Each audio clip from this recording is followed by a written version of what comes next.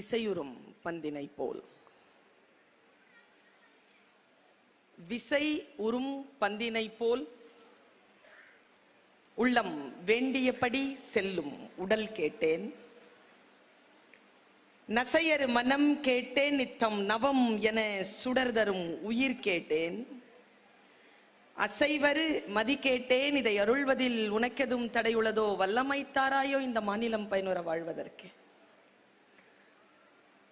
தெளிவுறவே அறிந்திடுதல், தெளிவுறவே அறிந்திடுதல், தெளிவு தர மொழிந்திடுதல். சிந்திப்பார்க்கே களிவளர உள்ளத்தில் ஆனந்த கனவு பல காட்டல். கண்ணீர் துளி வர உள் உருக்குதல்.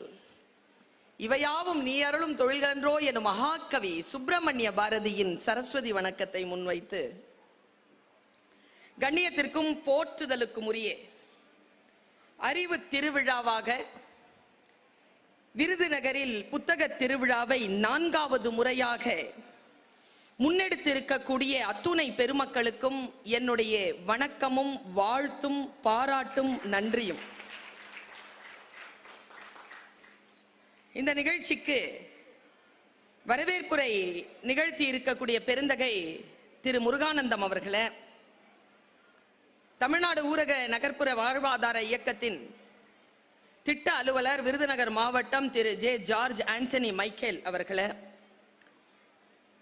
தலைமை உரை நிகழ்த்தி இருக்கக்கூடிய மாவட்ட ஊரக வளர்ச்சி முகமை விருதுநகர் மாவட்டம் திட்ட இயக்குனர் திரு வி கேசவதாசன் அவர்களே, கலைவளம் என்கின்ற தலைப்பில் பேசி அமர்ந்திருக்கும் அன்பு சகோதரர் திரு சரவணகாந்த் அவர்களே, பெண்ணறிவு என்கின்ற தலைப்பில் பேசி அமர்ந்திருக்கும் திருமதி விஜிலா தேரிராஜன் அவர்களே, ஆகாசவாசம் கவிதை நூலை வெளியிட்டிருக்கக்கூடிய அன்பு தோழி அபிதா அவர்களே, பத்திரிகை நண்பர்களே, பிரமுகர்களே, ஊடகவியலாளர்களே, தொழில்நுட்ப கலைஞர்களே, என் உயிரினும் மேலான தமிழ் உறவுகளே, உங்கள் அத்துணை பேரையும் இந்த நல்ல நேரத்தில் வணங்கி மகிழ்கிறேன்.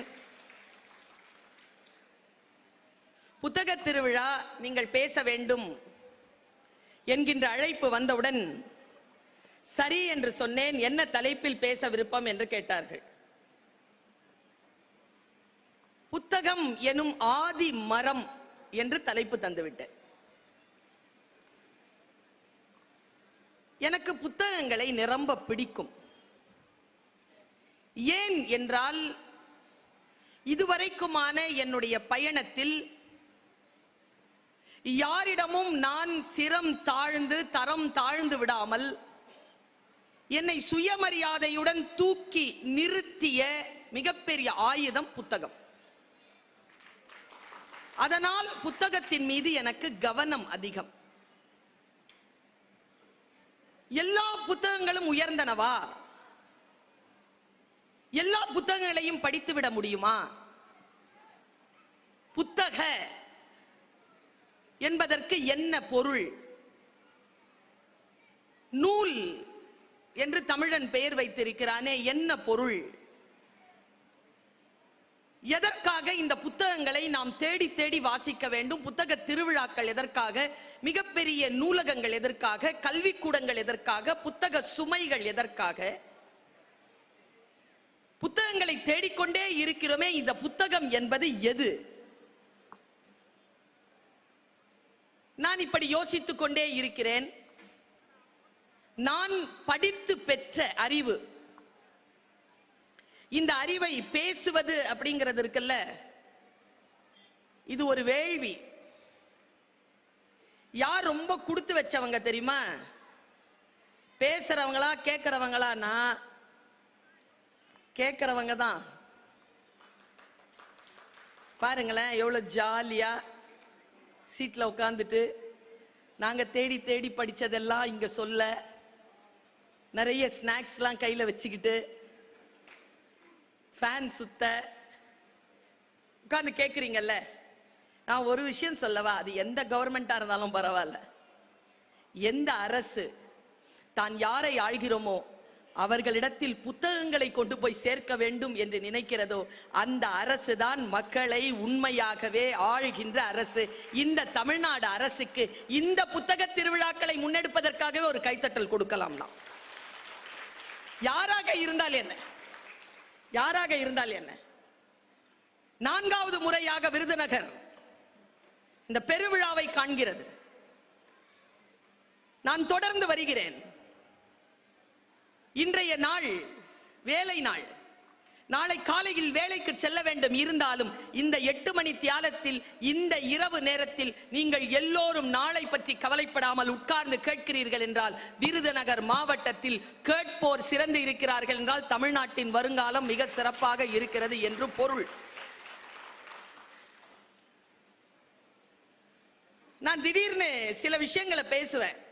இது நான் கற்ற கல்வியினால் வந்தது. நான் படித்த புத்தகங்கள் என்னை வழிபடுத்துகின்றன. புத்தகங்களை வாசிச்சு வாசிச்சு ஒரு விஷயத்தை நான் தெளிவாக புரிஞ்சுக்கிட்டேன். என்ன தெரியுமா?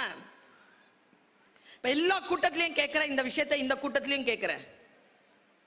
ஒரு புத்தகத்தை காலில் பற்றுச்சு, என்ன செய்யலாம்? தொட்டு அப்படியா எடுத்து, நல்லது. வேற இடம்னா உங்க வீடா?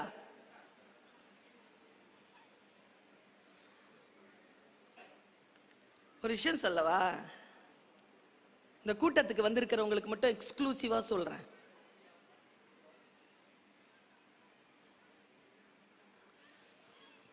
இப்ப அரபியில என்ன கிடைக்குது நமக்கு? அரபி மொழியில என்ன கிடைக்குது? படிக்கிற புனித புத்தகம் என்ன கிடைக்குது? குரான் கிடைக்குதா? சமஸ்கிருதத்தில் என்ன கிடைக்குது? கீதை கிடைக்குதா? பகவத்கீதை கிடைக்குதா? இப்ப 2 வேற மொழின்னு வச்சுக்கோங்க. இப்ப தமிழுக்கு நான் வரவே இல்லை. காலுக்கு கீழே ஏதோ அரபியிலையோ இல்ல சமஸ்கிருதத்திலயோ ஏதோ எழுதி கிடக்குது. நீங்க மிதிச்சிட்டீங்க. நீங்க என்ன பண்ணுவீங்க?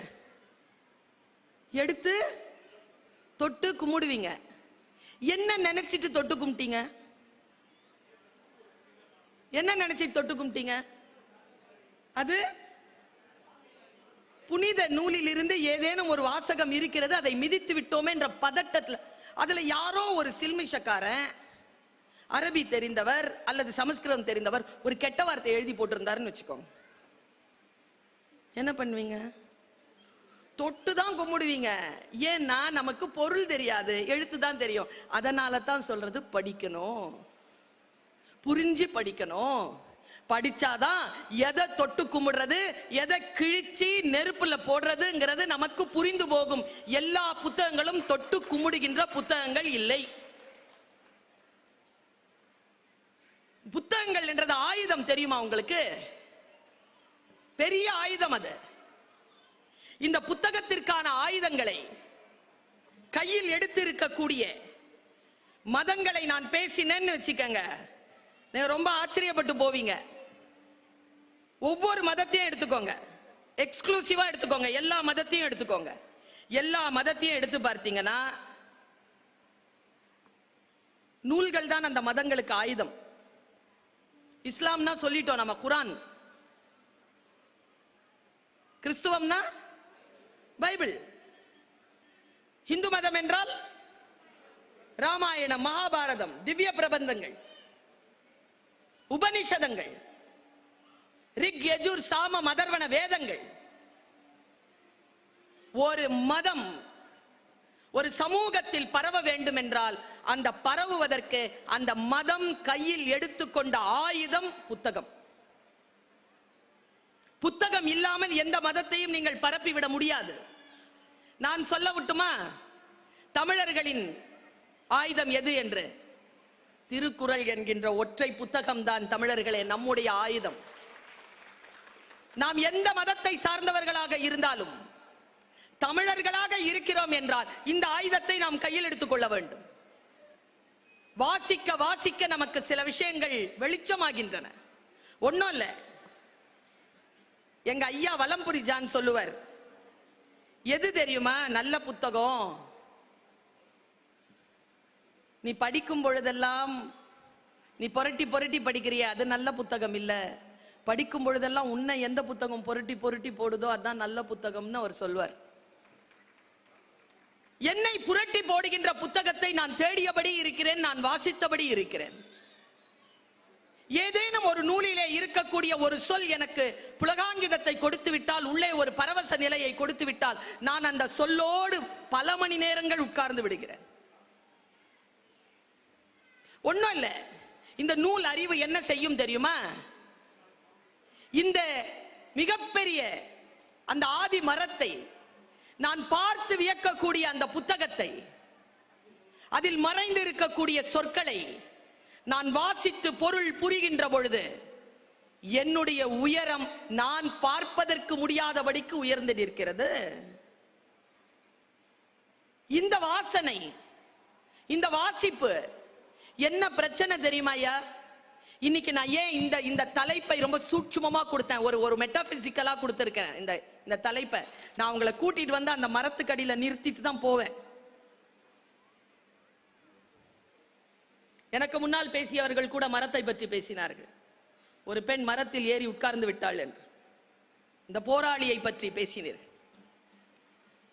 வங்காரி மாதா என்று ஒரு பெண், நோபல் பரிசு கிடைத்தது அவளுக்கு, காடு வளர்த்தாள் என்பதற்காக. அவளுடைய இன்டர்வியூவை நான் கேட்டேன். இப்ப அவங்க உயிரோட இல்லை. அவங்க பேசின அந்த பேச்சு கொஞ்ச நேரம் தான். அவங்க ஆப்பிரிக்கன் லேடி, அந்த மொழியில, அந்த பழங்குடி மொழியில பேசுறாங்க. கீழே இங்கிலீஷ்ல டிரான்ஸ்லேஷன். அவங்க குரூப்ல இருக்கிற எல்லாரும் கேட்கிறாங்க, நீ போய் பிரைஸ் வாங்கினியே, நான் இது அப்படியே சொல்லிடுறேன், சொல் அவளுடையது, பொருள் உங்களுடையது. அந்த சொல்லை நீங்கள் சரியாக புரிந்து கொண்டால் நீங்கள் பாக்கியசாலிகள். பொருள் மீது எந்த கண்ட்ரோலும் கிடையாது. நாம எப்படி வேணாலும் அதை புரிஞ்சுக்கலாம். பாருங்க, அவ சொன்ன வார்த்தை. அவ கிட்ட இருக்கிற ஒரு தோழி கேட்கிறா, நோபல் பரிசுல என்ன கொடுப்பாங்க? அந்த பழங்குடி பெண்ணுக்கு வங்காரி மாதாய் சொன்னாங்க, நிறைய காசு கொடுப்பாங்க. சிரிச்சுக்கிட்டே அந்த பழங்குடி பெண் சொல்றா, இந்த காசை வச்சுக்கிட்டு என்ன பண்றதா? இவ்வளவுதான் செய்தி. காசை வச்சுக்கிட்டு ஒன்னும் பண்ண முடியாது, மரம் வளர்த்தால் ஏதேனும் செய்யலாம் என்று அந்த பழங்குடி பெண் சொல்கிறாள். இவ்வளவுதான் செய்தி. நீங்க எப்படி அதை புரிஞ்சுக்கிறீங்களோ புரிஞ்சுக்கோங்க. பாருங்க, நான் ஒரு புத்தகத்தை வாசிக்கிறேன். அந்த புத்தகம் என்னை வேறு நிலையில் என்னை விழிக்க வைக்கிறது. என் மகனை நான் எப்படி வளர்ப்பது என்கின்ற விழிப்புணர்வை எனக்கு கொடுக்கிறது. இன்னைக்கு இந்த ஜெனரேஷன் இருக்கிறோம்ல, மிக பெரிய சபிக்கப்பட்டவர்கள் நாம எல்லாம். நான் இதை சொல்றேன்னு நீங்க ஒன்னும் வருத்தப்படாதீங்க. நாம தான் ஏன் பெரியவங்க பேச்ச கேட்ட கடைசி பரம்பரை. இன்னொரு சோகம் என்ன தெரியுமா? இந்த நண்டு வாண்டு சிண்டு பேச்செல்லாம் கேட்க தொடங்கி இருக்கிற முதல் தலைமுறை. இந்த பேச்செல்லாம் இந்த வயசுல இருக்கும்போது நம்ம அம்மா அப்பா கேட்பாங்களா சார்? 3G 4G 2G எல்லாம் இல்லாம எப்படிமா இருந்த? மாதாஜி பிதாஜி குருஜி எல்லாம் இருந்தாங்க. இப்ப அவங்க எல்லாம் இல்ல. எப்படிமா கனெக்ட் ஆவீங்க? ஒரு அறை போதும், எல்லாம் கனெக்ட் ஆயிடும். இன்னைக்கு இல்லையே.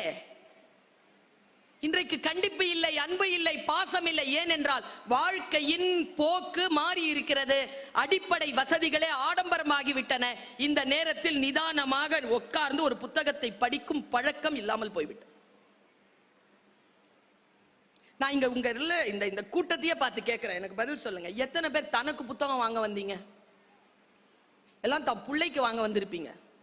இத படிடா, அத படி, அத படி, இத வாங்கு, இத வாங்கு. நீங்க என்ன வாங்குனீங்க? இன்னைக்கு எத்தனாவது நாள் சார்? 4வது நாளா? 6வது நாளா? நான் சொல்றேன், புக்கு வாங்குறதுக்கு ஒரு டெக்னிக் இருக்குது. டக்குன்னு போயெல்லாம் வாங்கிடப்படாது. ஒரு நாள் வரணும், சுத்தி பார்க்கணும். 2வது நாள் கடையில இருந்து எல்லா ப்ராஸ்பெக்டர்ஸையும் வாங்கிக்கணும். வீட்டில் போய் உங்க இருக்கிற காசு பார்க்கணும், என்ன புத்தகம் உங்க வீட்டுக்கு வரணும்னு முடிவு செய்யணும். வீட்டுக்கு எந்த புத்தகம் வருதோ அடுத்த வருடத்திற்குள் அதை வாசிச்சு முடிச்சிடணுங்கிற வேகம் இருந்தால் ஒழிய புத்தகத்தை வாங்காதீங்க. பிளான் பண்ணி வாங்குங்க. 10 நாள் இருக்குல்ல, காசு சேர்த்து வச்சுக்கோங்க. வந்து கேளுங்க எவ்வளவு ரூபான்னு. புதிதாக புத்தகங்கள் வந்திருக்கின்றன. இந்த புத்தகங்களை தேடி தேடி வாசிக்கின்ற பொழுது நான் ஒரு புத்தகத்தை வாசிச்சேன், புள்ளைய எப்படி வளர்க்கறதுன்னு தெரிஞ்சுக்கிட்டேங்க. சொன்னா நம்புவீங்களா? ஒரு ஒரு 10 வயசு வாண்டு ஒரு புத்தகத்தை வச்சு படிச்சிட்டு இருக்கு. எங்க வீட்டு ஃபர்ஸ்ட் ஃப்ளோர், நாங்க செகண்ட் ஃப்ளோர், ஃபர்ஸ்ட் ஃப்ளோர்ல காலை நீட்டிக்கிட்டு 10 கூட இருக்காது, அதுக்கு 4ஆம் கிளாஸ் படிக்குது, படிச்சிட்டு இருக்கு. புக்கு பேரை பார்த்தீங்கன்னா ஆச்சரியப்பட்டு போவீங்க, பிள்ளைகளை வளர்ப்பது எப்படி. நடந்தது. அவங்க அப்பா வாங்கி வச்சிருக்கிறாரு அந்த புக்கை. இது வெளியில வந்து படிக்குது. நான் கேட்டேன், ஏ ஃபைசா என்ன படிக்கிற? தெரியல. பிள்ளைகளை வளர்ப்பது எப்படின்னு படிச்சு, நீ படிச்சு என்ன பண்ண போற? எங்க அம்மா அப்பா இதுபடி என்ன வளர்க்குறாங்களான்னு பாக்குறேன். புத்தகத்தை வாசிக்கிறது இருக்குல்ல, நான் ஒரு புத்தகத்தை வாசிச்சேன், பிள்ளைய எப்படி வளர்க்கறதுன்னு தெரிஞ்சு போச்சு. உங்களுக்கு சொல்றேன், கொஞ்சம் லெவல் இங்க இருக்கும், புரிஞ்சுக்கோங்க. இங்க எத்தனை பேர் இருக்கிறீங்க, நான் பட்ட கஷ்டத்தை என் புள்ள பட விட மாட்டேன் இருக்கீங்களா? அவரு மொபைல் பார்த்துக்கிட்டே கையை தூக்குறாரு. நானும் இருக்கிறேன். நான் பட்ட கஷ்டத்தை எங்க அம்மாட்ட ஒரே கேள்வி கேட்டேன், அம்மா 25 வயசுலலாம் நான் என்ன ஆகணும்னு நான் முடிவு பண்ணிட்டேம்மா, என் பையன் இன்னும் முடிவு பண்ணாம இருக்கிறாம்மா, ஏம்மான்னு கேட்டேன். எங்க அம்மா 82 வயசு, போன வாரம் தந்த பதில், உன்னை நான் கஷ்டப்பட்டு வளர்த்த மாதிரி நீ உன் பிள்ளைய கஷ்டப்பட்டு வளர்க்கல, அது முத்தையும் வைரத்தையும் சாப்பிட்டு வளருது, நீ கஞ்சிக்கு வழி இல்லாம வளர்ந்த, அதனால்தான் நீ வேகமா வளர்ந்த, அவன் ஸ்லோவா வளர்றான்னு சொன்ன. புரிஞ்சுதா? நம்ம புள்ள ஏன் நம்மள மாதிரி இல்லை. நான் ஒன்னு சொல்றேன், இன்னைக்கு சொல்றேன், எழுதி வச்சுக்கோங்க. நீங்க எல்லாம் பிள்ளைய வளர்க்கறத நிறுத்துங்க முதல்ல, அதுங்க வளர்ந்துரும். நாமளே வளர்ந்துட்டோம், அதுங்க வளராதா? வளர்க்கிறோங்கிற பேர்ல நாம செய்யற அநியாயத்தை ஒரு ஆப்பிரிக்க எழுத்தாளன் தன் புத்தகத்தின் முன்னுரையில் எழுதினான். நான் படிச்சு விதிர்த்து போனேன். இதே விருதுநகர்ல சொல்லி இருக்கிறேன் 1.5 வருஷத்துக்கு முன்னால. நமக்கு தான் சொல்றதெல்லாம் மறந்து போயிருமே, அதனால தானே ரெக்கார்ட் பண்ணி வச்சுக்கிறது. என்ன பாருங்க, உன் பேரனின் மகன், ஞாபகம் இருக்கா நான் சொன்னது? உன் பேரனின் மகன் வாகனங்கள் இன்றி வறுமையில் தெருவில் நடப்பான். பெரிய சாபம் தானே. எங்க அப்பா சைக்கிள் வச்சிருந்தாருங்க, நான் ஸ்கார்பியோ வச்சிருக்கேன். என் பையனை லாயரா வளர்க்கிறேன். அவன் BMW வாங்குவானா இல்லையா? அவன் BMW வாங்குறானா, அவன் பேரன், அவன் மகன், என் பேரன் லெம்போகினி வாங்குவானா இல்லையா? அப்படித்தானங்க வளர்ச்சி போகணும். நான் தான் ஸ்கார்பியோல வந்து நின்னுட்டேனே, அதுக்கப்புறம் வளர்ச்சி தானே. அவர் சொல்றார் இல்லையா, புத்தகம் எனும் ஆதி மரம் எனக்கு ஆதி ரகசியத்தை சொல்லி தருகிறது. ஆதியில் ஒரு ரகசியம் இருக்கிறது. காலம் உருண்டோடினாலும் காலத்தின் ஃபார்முலா இருக்குல்ல, அது ஒருபோதும் மாறுவது இல்லை. காலத்தின் ஃபார்முலாவை நீங்க புரிஞ்சுக்கணுங்கிறதுனால அந்த ஆப்பிரிக்க எழுத்தாளனுடைய வார்த்தையை நான் சொல்கிறேன். கவனம். பாருங்களேன், வாழ்க்கையை மாத்தி போடுற ஒரு விஷயத்தை சொல்ல போறேன். ஸ்டேஜ்ல எல்லாருக்கும் டிஃபன் வைக்கிறாங்க. 40% கண்ணு அங்கதான் போச்சு. நான் காலேஜ்ல டீச்சரா இருந்தவன். என் கிளாஸ்ல யாரு என்னன்றத பார்த்தாலே தெரிஞ்சிடும். 25 வருஷத்துல ஒரு பிள்ளை கூட ஃபெயில் ஆனதில்லை, ஃபெயில் ஆக விட்டதில்லை. ஏன்னா கவனம். ஒரு விஷயத்தை சொல்லிட்டு இந்த வாக்கியத்தை சொல்றேன்.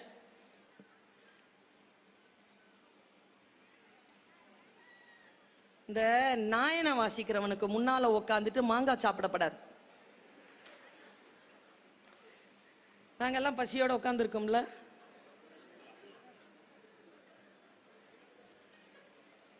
பசியோட தானே உட்கார்ந்து இருக்கீங்க.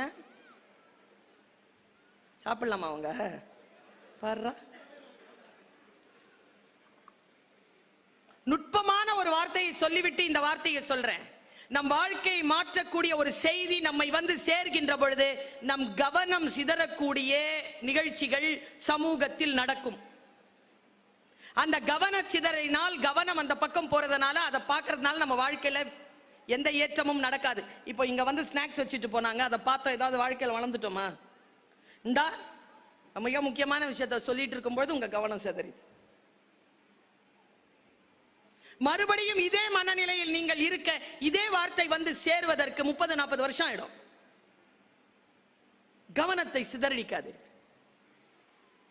எதுவாக இருந்தாலும் நான் பேசிக்கிட்டு தானே இருக்கேன், ஸ்நாக்ஸ் வச்சதை நான் பார்த்துட்டேன், ஆனா என் கவனம் சிதறல, பேசிக்கொண்டே இருக்கிறேன். கவனம் என்பது மற்ற எதையும் கவனிக்காததல்ல. நீங்கள் எதை கவனிக்கிறீர்களோ அதன் மீது கவனமாக இருப்பதற்கு பெயர் தான் கவனம். மற்றதெல்லாம் தெரியும், ஆனால் கவனம் ஒன்றின் மீது தான் இருக்கும். பாருங்க, அவர் சொல்ற வார்த்தை, உன் பேரனின் மகன் வறுமையில் தெருவில் நடப்பான். அதுக்கு அவரு 4 காரணங்களை சொல்றார். என் பேரனின் அல்ல, இங்க இருக்கக்கூடிய உங்கள் பேரர்கள் கூட இதில் அடக்கம். 4 விஷயத்தை மனசுல உள்வாங்கி வச்சுக்கோங்க. நம்பர் 1 ரூல், ஆதி ரூல், சிரமமான சூழல் வலிமையான மனிதனை உருவாக்கும். நான் உருவானது போல் சிரமங்க. என்ன இங்க இருக்கிற எத்தனை பேருக்கு என்ன தெரியும்? ஆல்மோஸ்ட் எத்தனை வருஷமா தெரியும்? 3 வருஷமா தெரியுமா? மொபைல்ல வந்து 3 வருஷமா தெரியுமா?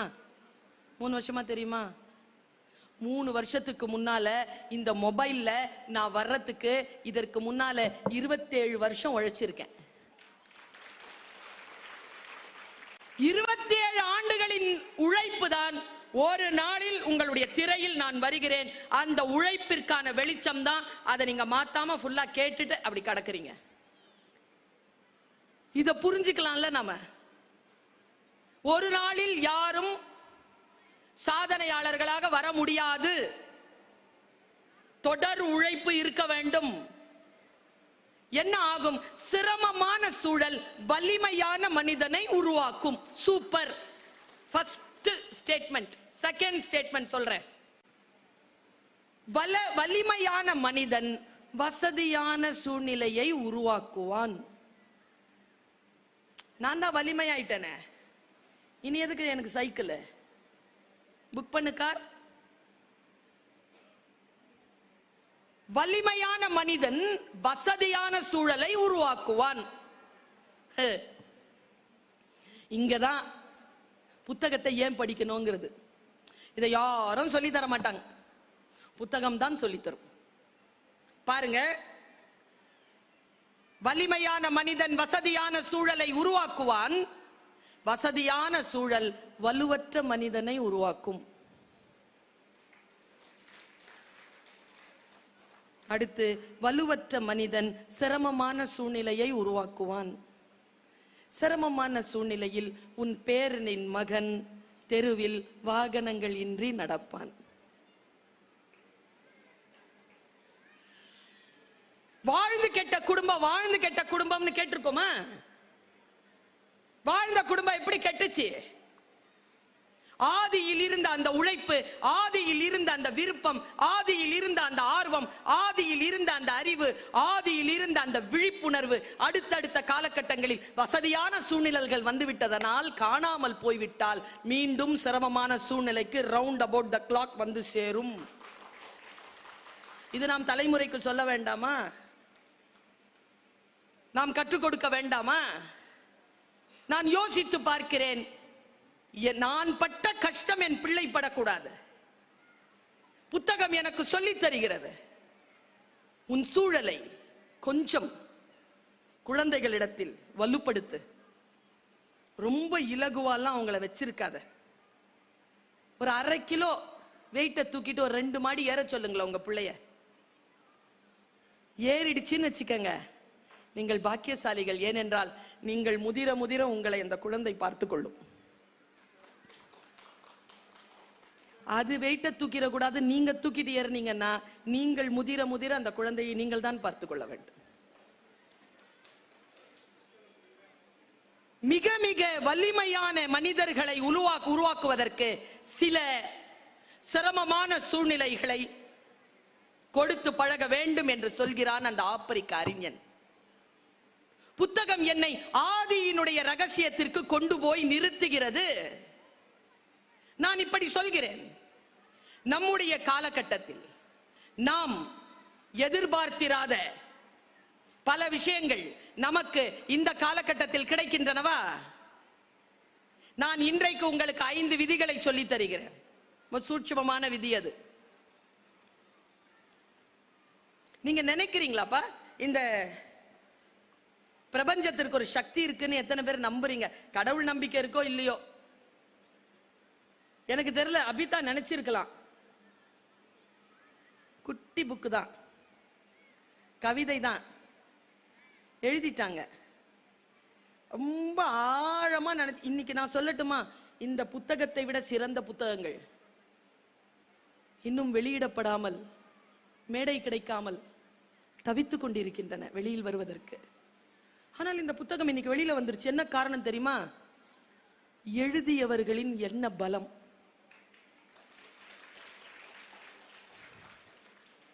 இருக்கா நம்ம கிட்ட இந்த முயற்சி? இருக்கா? 6 நிமிஷம் பேசிட்டு 1 நிமிஷத்துல நான் பேசி முடிக்கிறேன்னு சொல்லிட்டு முடிக்கும் போதும் சொன்னாங்களே அவங்க, அதை தான் நான் பார்த்துட்டே இருந்தேன். எண்ணம் இருக்குல்ல, எண்ணம் இருக்குல்லைங்க. எடுத்த காரியத்தை முடிப்பேன். உன் 5 நிமிடம் என்பது என் வாழ்க்கையில் நான் அடுத்தடுத்த புத்தகங்கள் எழுதுவதற்கு எனக்கு வேண்டும் என்று அபிதா நினைத்தார், வந்தார், எடுத்தார். அடுத்த நிலையிலே அவர் இன்னும் சிறப்பான புத்தகங்களை எடுத்து முன்னால் வைப்பார். இந்த ஆற்றல் நம்மில் எத்தனை பேருக்கு இருக்கு? நான் இப்படி சொல்றேன், இந்த பிரபஞ்ச சக்தி இருக்கிறது ரொம்ப வீரியமானது, ரொம்ப வீரியமானது, சும்மா கிடையாது. புத்தகங்களை வாசிக்கின்ற பொழுது யார் எழுத்தாளருங்கிறீங்க நீங்க? எழுத்தாளர்களை இயற்கை தேர்ந்தெடுக்கிறது. இன்றைக்கு இந்த கூட்டத்திற்கு வந்துடவே முடியாதபடிக்கு எனக்கு பணி நெருக்கடி சூழல், வந்துடவே முடியாதபடிக்கு என்னுடைய ஷெட்யூல் கேட்டீங்கன்னா நீங்க என்னப்பா இப்படி அலையிறியப்பான்னு சொல்லுவீங்க. நேற்று சென்னை, அதற்கு முன்னால் கடலூர், அதற்கு முன்னால் மதுரை, அதற்கு முன்னால் திருவனந்தபுரம், அதற்கு முன்னால் பர்மா, எல்லாம் ஒரு வாரத்தில். இந்த வயதில் உங்கள் வீட்டு பெண்களை இந்த அளவிற்கு பயணம் செய்து இங்கே வந்து நின்று இப்படி ஓங்காரமா பேச சொல்லுங்க பாப்போம். நான் பேசுவது என் சக்தி நிலை இல்லை. நான் சொல்லட்டுமா யார் சக்தி நிலைன்னு? நீங்க நம்பினா நம்புங்க. என்னால் நின்று பேசிவிடவே முடியாது. ஓங்காரமாக ஒரு வார்த்தையும் வர முடியாது என்கின்ற சூழ்நிலை இருந்தாலும் இங்கே இந்த அவையில் யாரோ ஒருவர் தீவிரமாக யோசித்திருக்கிறீர்கள். பர்வீன் சுல்தானா வரணும், அவங்க பேசணும், அவங்க பேசுறத நான் உட்கார்ந்து கேட்கணும். முடிஞ்சது. பிரபஞ்சம் குறித்து கொண்டது. என்னை கொண்டு வந்து உங்கள் முன்னால் வீசி இருக்கு. இந்தா போ, பேசு போ. ஆற்றல் தானே நான் தருகிறேன், போ. புதிய புதிய செய்திகளை சொல். நான் ஒரு மிக முக்கியமான வார்த்தையை சொல்லுகிறேன். நான் படித்த புத்தகத்தில் இருந்து. சில புத்தகங்களுடைய தலைப்பை நடுங்க வைக்கோங்க. கெவின் மெக்கார்த்தி அப்படிங்கிற ஒருத்தன், அவன் எழுதினாங்க ஒரு புக்கு. எனக்கு தெரிஞ்சு இங்க இருக்கான்னு தெரியல, முடிஞ்ச ஆங்கில புத்தகம் அது, யாரேனும் மொழிபெயர்த்தால் நலம். அவன் எழுதுறாங்க, why good people always have the bad choices. ஏன் நல்லவர்கள் எப்பொழுதும் கெட்டதையே நாடுகிறார்கள். பெண்களுக்கு புரியுதா? ரொம்ப ஜெயிக்கிற பெண்களை பாருங்களேன், மோசமான கூட்டாளி வச்சிருப்பாங்க. புத்தி அப்படி இருக்கும், சூப்பரா இருக்குங்க. ஜெயலலிதா அம்மாவே நான் அதுல சேர்த்துக்குவேன். சூப்பருங்க. அவங்க யார் கூட இருந்தது? யாரை கூட வைத்திருக்க வேண்டும்? நல்லவர்கள், வெற்றியாளர்கள் யாருடன் இருக்க வேண்டும் என்று அந்த புத்தகம் சொல்லுகிறது. 18 எபிசோட் முடிஞ்சா கடந்துருங்க. 33 மாதங்கள் சிறையில் இருந்த ஒருவன், சிறையில் இருந்த ஒருவன் தான் செய்த குற்றத்திற்காக சிறையில் இருந்தான். அவன் எழுதுகிறான் முன்னுரையில், நான் இந்த சிறை தண்டனையை அனுபவித்தது நான் செய்த குற்றத்திற்காக. ஆனால் அந்த குற்றத்தை செய்யாமல் இருப்பதற்கான அத்தனை வாய்ப்புகளும் என்னிடத்தில் இருந்தன. ஆனால் நான் அதை தேர்ந்தெடுக்கவில்லை. இப்படி எழுதுறாங்க. அவன் எழுதுறதுல ரொம்ப எனக்கு பிடிச்சது என்ன தெரியுமா? Blind spot. புத்தகம் என்னை இழைத்து கொண்டு சென்று ஆதி சிந்தனையில் நிறுத்துகிறது. மனிதன் எதற்காக தோன்றினான்? அவன் நாகரீகமானவன், அவன் மொழி அறிந்தவன், அவன் கவிதை தெரிந்தவன், அவன் வார்த்தைகளை புரிந்து கொள்ளுகின்றவன். அந்த ஆதி மனிதன், மொழியை உருவாக்கிய ஆதி மனிதன், அவன் சொல்றான் அந்த வார்த்தையை. அப்படியே கடத்த முடிஞ்சா புரிஞ்சுக்கோங்க. பர்வீன் சுல்தானா வாய்ஸ் என்ன தெரியுமா? சில பேருக்கு இந்த கடுமை பிடிக்காது. ஆனா ஐயா நான் சொல்றேன் ஐயா, என்னுடைய வாய்ஸ் 2 தான். ஒன்னு அம்மா வாய்ஸ், ஒன்னு டீச்சர் வாய்ஸ். ரெண்டும் எதுக்குமே அடங்காது, எதுக்குமே பயப்படாது. அதுக்கு நோக்கம் என்னன்னா, தன் புள்ள நல்லா இருக்கணும், தான் ஸ்கூல் கிளாஸ்ல படிக்கிற பிள்ளைங்க நல்லபடியா பாஸ் பண்ணணும், அவ்வளவுதான். 2 நோக்கம்தான். வேற எந்த நோக்கமும் தாய்க்கும் டீச்சருக்கும் கிடையவே கிடையாது. அந்த நோக்கம் தான் என்னுடைய டோன். ஒரு பிளைண்ட் ஸ்பாட்டை சொல்றாங்க அவன். முடிஞ்சா இந்த விஷயத்தை கத்துக்கிட்டு போங்க. ஏன்னா உங்களுக்கு நான் ஏதேனும் ஒன்று தருகிறேன்னு வச்சுக்கோங்களேன், நான் கொஞ்சம் உணர்ச்சி வசப்படுறேன், நான் தர்றேன்னு வச்சுக்கோங்களேன், நீங்கள் வாழ்க்கையில் மறுபடியும் பெற்றுவிட முடியாத அந்த நேரத்தை எனக்காக கொடுத்துட்டு இருக்கிறீங்கல்ல. இங்க ஒரு 500 பேர் இருப்பீங்க, 700 பேர், 800 பேர் இருப்பீங்கன்னு வச்சுக்கோங்களேன். இந்த 800 பேருடைய அரை மணி நேரம் எவ்வளோங்க? 400 மணி நேரங்க. 400 மணி நேரத்தை வாங்கி கொண்டு நான் பேசுகிறேன் என்றால், என் பேச்சினால் உங்களுடைய வாழ்க்கையில் ஏதோ ஒரு சில விஷயமாவது உள்ள போயிட்டு நீங்க வரணும்ல, அந்த பொறுப்பு வரணும்ல எனக்கு. இதுல இன்னொன்னு, நான் என் வாழ்க்கையில் மறுபடியும் பெற்றுவிட முடியாத அந்த மணித்துளிகளுக்கு தான் இப்பொழுது தந்து கொண்டிருக்கிறேன். அந்த கவனமும் எனக்கு உண்டு. இதை மறுபடியும் என்னால் பெற்றுவிட முடியாது இல்லையா என் வாழ்க்கையில. அவன் 18 எபிசோடு எழுதுறான். 18 எபிசோடும் கருப்பு புள்ளி அப்படின்ற ஒரு பொருளை பயன்படுத்துறான். கருப்பு புள்ளி, பிளைண்ட் ஸ்பாட். அதுல அவன் பட்டியல் போடுறா பாருங்க. அந்த பட்டியலை எனக்கு பிடிச்ச ஒரு 4 பட்டியலை மட்டும் சொல்றேன். செலிபிரிட்டி பிளைண்ட் ஸ்பாட் அப்படின்னா, சிவப்பா இருக்கிறவன் பொய் சொல்ல மாட்டான், இங்கிலீஷ்ல பேசுறவன் புத்திசாலி. இதெல்லாம் பிளைண்ட் ஸ்பாட்.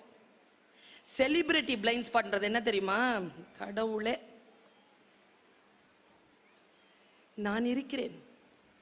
உங்கள் நகைகளை ஒரு நடிகை கை நிறைய தங்க நகை எடுத்து வச்சுக்கிட்டு ஏதோ வாங்க தான் சொல்லுதுன்னா, இங்கே அடகு வையுங்கள். ஏம்மா, நீ இவ்வளோ நகையை வாங்குறதுக்கு நான் என் நகையை அங்க போய் அடகு வைக்கவா? நான் இருக்கிறேன், இங்கே உங்கள் வீட்டை அடகு வையுங்கள். இன்னொருத்தர் வந்து, அவர் என்ன இன்ஜினியரா? இந்த கம்பியை வாங்குங்கள், உங்கள் வீடு மிகச்சிறப்பாக கட்டப்படும். நீ என்ன இன்ஜினியரா? Celebrity blind spot.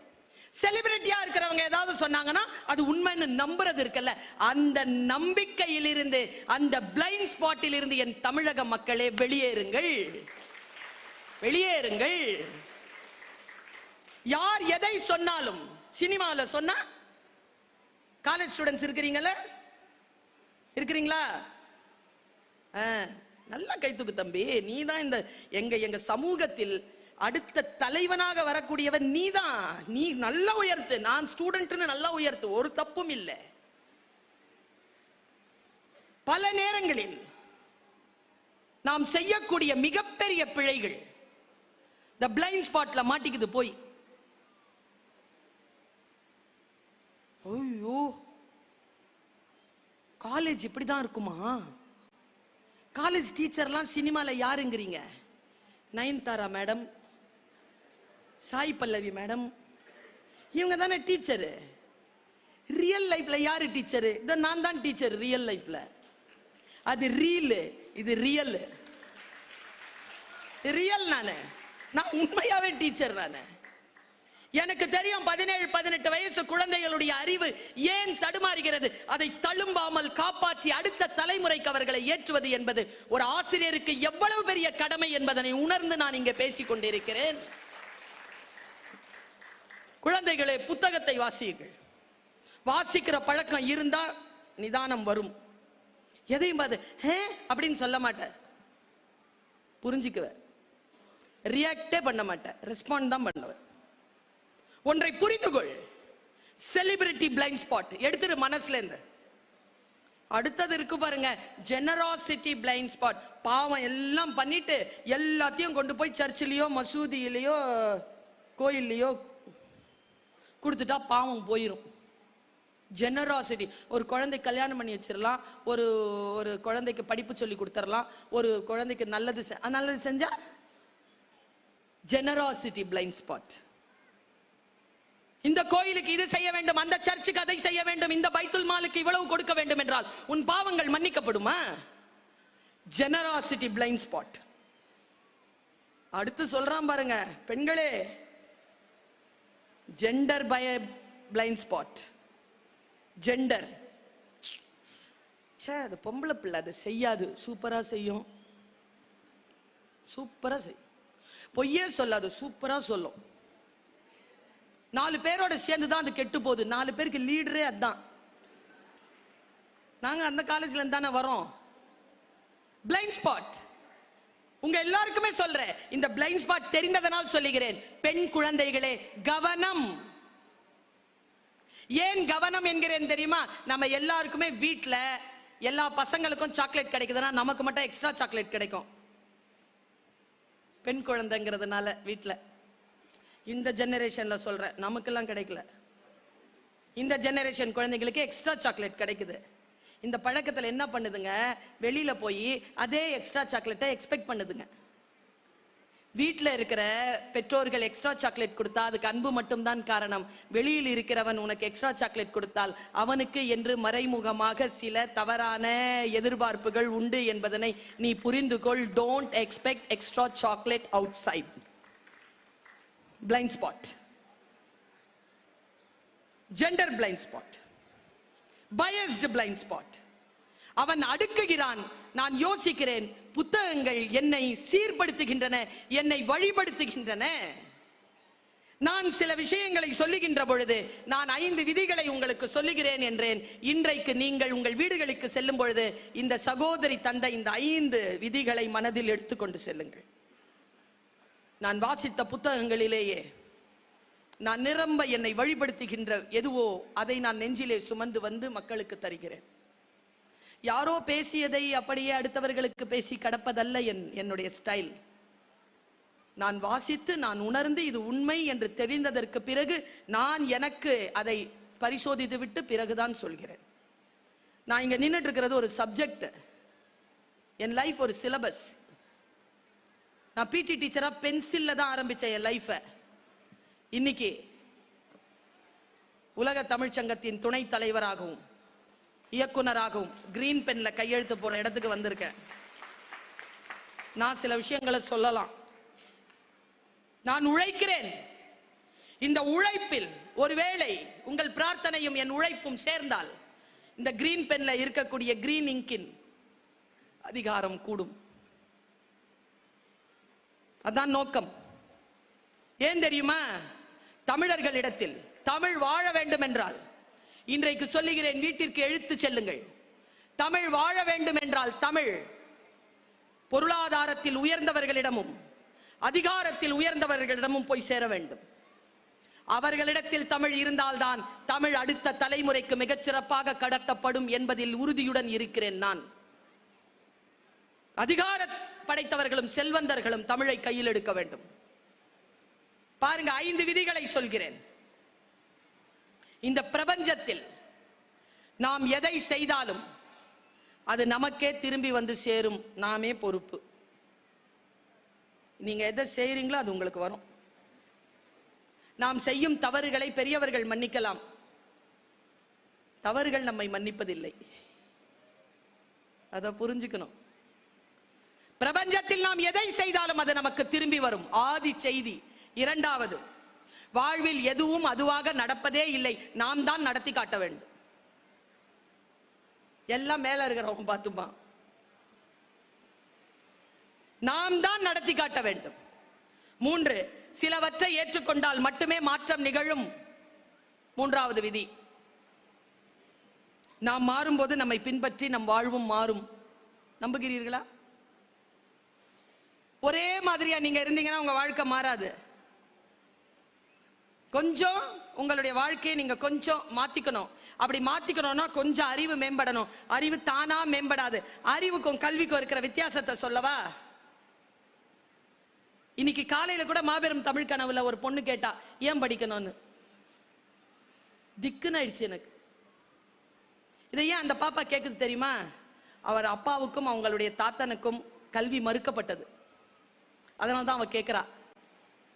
பரம்பரையாக கல்வியை பெற்றுக்கொண்டு வருகின்ற எந்த ஒரு தலைமுறையை சார்ந்த குழந்தையும் நான் ஏன் படிக்க வேண்டும் என்று கேட்கவே கேட்காது. ஏனென்றால் அதற்கு படிப்பதனால் வருகின்ற அதிகாரத்தின் பலன் தெரியும். நாம் அந்த அதிகாரத்தின் பலன் தெரிந்து கொண்டால் நம் பேரன் அதை கேட்க மாட்டான், ஏன் படிக்க வேண்டும் என்று கேட்க மாட்டான். படித்தால் தான் இந்த பூமியில் தலை நிமிர்ந்து வாழ வேண்டும் என்கின்ற ரகசியத்தை அவன் நம் மூலமாக தெரிந்து கொள்வான். எல்லாவற்றையும் நான் தான் நிகழ்த்த வேண்டும். தானாக எதுவுமே நிகழாது. அடுத்து சொல்லுகிறேன். நேற்று, இன்று, நாளை மூன்றும் ஒன்றுக்கொன்று தொடர்புடையது. ஒன்றை வெட்டிவிட்டு இன்னொன்று உங்கள் கையில் கிடையாது. இந்த 5 விதிகளை நீங்கள் மனதில் எடுத்து செல்லுங்கள். வாழ்க்கை நமக்கு சில வாய்ப்புகளை தருகின்ற பொழுது, அந்த வாய்ப்பு கொஞ்சம் காம்ப்ளிகேட்டடான விஷயம் தான் நான் பேசிட்டு இருக்கிறேன். ஆனால் விருதுநகர் வாழ் மக்கள் கேட்டு கேட்டு செவி தழும்பேறியவர்களாக இருக்கிறீர்கள். வெறும் ஜோக்குக்கு மட்டும் கைத்தற்ற ஆள் இல்லை நீங்க. நல்ல விஷயங்கள் இருந்தால் அதை அமைதியாக கேட்டு அதை ஆராயக்கூடிய மனமும் படைத்தவர்கள் என்பதனை இந்த சபை நிரூபணம் செய்து கொண்டிருக்கிறது. நான் சொல்லுவதை மிக அழுத்தமாக உள்வாங்கிக் கொள்ளுங்கள். நான் புத்தகத்தில் வாசித்ததை சொல்லுகிறேன். எனக்கு நானே சொல்லிக் கொண்டதுதான். எனக்கு நானே சொல்லிக் கொண்டதுதான். உங்களுக்கு புரிகிறதா என்று பாருங்கள். கவலையை வெற்றி கொள்ள தெரியாதவர்கள் இளமையிலேயே இறந்து விடுகிறார்கள். 45, 42, 50 திடீர்னு இறந்துடுறாங்க. ரொம்ப யோசிச்சு பார்த்தா கவலைகளை வெற்றி கொள்ள தெரியாதவர்கள். இதை சொல்லுகிறார் உளவியல் நிபுணர் டாக்டர் அலெக்ஸ் கேரல்.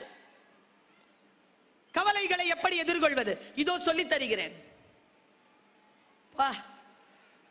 இங்க நம்ம கவலைப்படாம இருக்கணும் அப்படின்னாலே அதுக்கே பெரிய பயிற்சி எல்லாம் வேணும். யோக பயிற்சி வேணும். ஏன்னா நம்மளை கவலையோட பார்க்கறதுக்கு தான் இந்த உலகம் விரும்புது. நாம சிரிச்சிட்டு இருந்தா அவங்க உம்முனாயிடுறாங்க. நீங்க என்ன நினைக்கிறீங்க? நான் ரொம்ப கவலையா இருக்கும்போது ஒரு வேலை செய்வேன். சொல்லி தரவா? சரவணகாந்த் பாக்குறாரு. உளவியல்ல கொஞ்சம் ஆர்வம் இருக்கிற ஆளு. சொல்லி தரவா? சாக்லேட் இருக்குல்ல, ஸ்வீட், அதை சாப்பிட்டீங்கன்னா ஸ்ட்ரெஸ் குறையும். அதனாலதான் நாம ஜெயிக்கும் பொழுது அடுத்தவங்களுக்கு ஸ்வீட் கொடுக்கிறது. நாம ஜெயிச்சுட்டா அடுத்தவன் ஸ்ட்ரெஸ் ஆயிருவான்.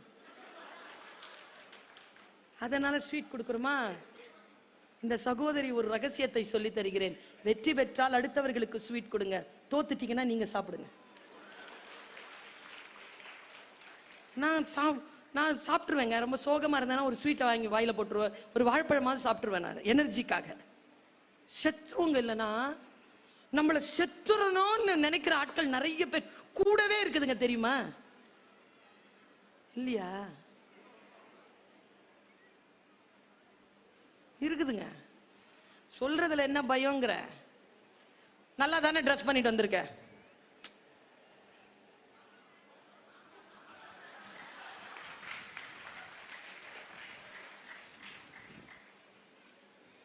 காலையில் 7 மணிக்கு ட்ரெஸ் பண்ணது. நிறைய ப்ரோக்ராம் முடிச்சுட்டு 3வது ப்ரோக்ராம் வந்திருக்கிறேன். இப்பவே ஓரளவு ஃப்ரெஷ்ஷா இருக்கிறேனா?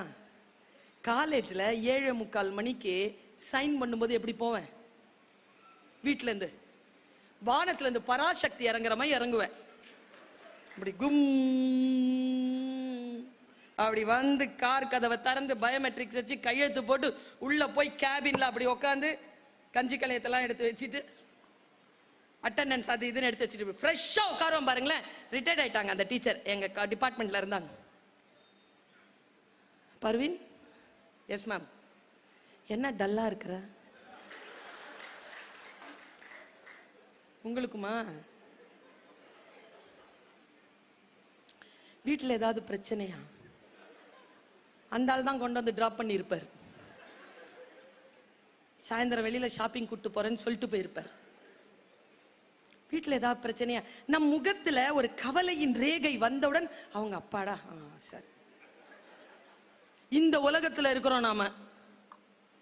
இந்த உலகத்துல கவலைப்படாம எப்படி இருக்கிறது? நான் 2 முக்கியமான அந்த மரத்துக்கு கிட்ட கொண்டு போய் உங்களை நிறுத்திட்டு இளைப்பாருங்கள்னு சொல்லிட்டு போயிடுறேன். இந்த மரத்தை காப்பாத்திக்கோங்க, இளைப்பாருங்கள்னு சொல்லிட்டு போயிடுறேன். பாருங்க, 2 விஷயம். கிளாரா அப்படிங்கிற ஒரு பெண், அவ வந்து ரெட் கிராஸ் ஏற்படுத்தினவ. 97 இயர்ஸ் அவ உயிரோட இருந்தா. பேரழகி. எப்போ? 97லயே. வயதானவர்கள் அழகாக இருப்பதை பார்த்து இருக்கிறீர்களா? நம்ம ஊர்ல குறைவு. ஏன்னா இந்த மாதிரி டிபார்ட்மெண்ட்ல வேலை செஞ்சுட்டு, இந்த மாதிரி வீட்டுல இருந்துகிட்டு, இந்த மாதிரி ஊர்ல சுத்திட்டு இருந்தோம்னா எப்படி 50 வயசுலயே 60 வயசு மாதிரி தெரியும், 60 வயசுல 72 வயசு மாதிரி தெரியும். எல்லாம் பிடிச்சி உருவி விட்டுருவாங்க.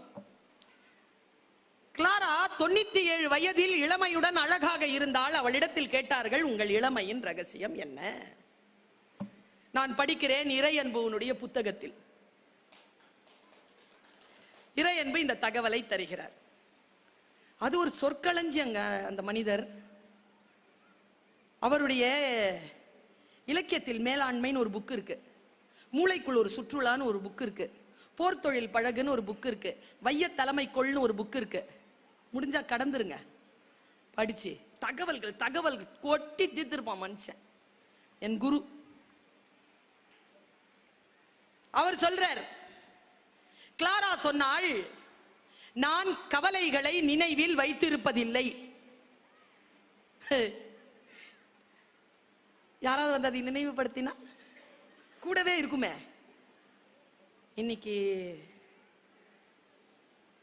உங்க வீடு ஏலம் போன நாள்ல மறந்து இருக்கிறேன்ல, நல்லா தானே இருக்கிறேன். நான் நினைக்கிறேன் இந்த ஏப்ரல் மாசத்துல தான் நீங்க டிவோர்ஸ் வாங்கினீங்கன்னு. என்ன உனக்கு இப்போ உங்க தம்பி செத்த நாள் வருதுல்ல 2 வாரத்துலயோ, அது 2 வாரத்துக்கு அப்புறமா வருதியா? செத்து 13 வருஷம் ஆயிடுச்சியா? ஏன்யா இப்போ?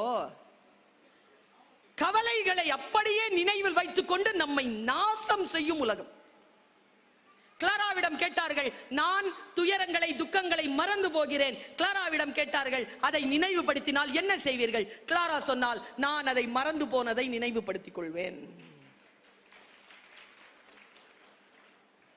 அதை நான் மறந்துட்டேன்யா. நமக்கு நாமளே சொல்லிக்கணும்ல மேடம்.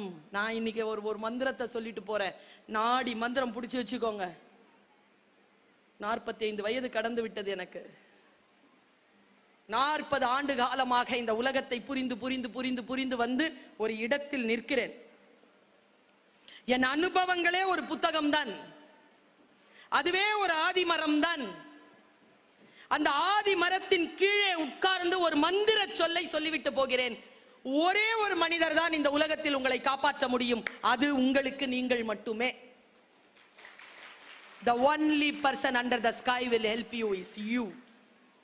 உன்னை விட உன்னை மற்றவர்களால் காப்பாற்றி விட முடியாது. உனக்கு தெரியும் உன் பலவீனம் என்ன, உன் பலம் என்ன, நீ எங்கே தோற்கிறாய், எங்கே ஜெயிக்கிறாய். எல்லாவற்றையும் அடுத்தவர்களிடத்தில் காட்டுவதல்ல. கவலை கொள்ளாதிருங்கள். இந்த கவலை கொள்றது, நான் இதை சொல்லி இருக்கிறேன், நினைவுபடுத்துறேன்.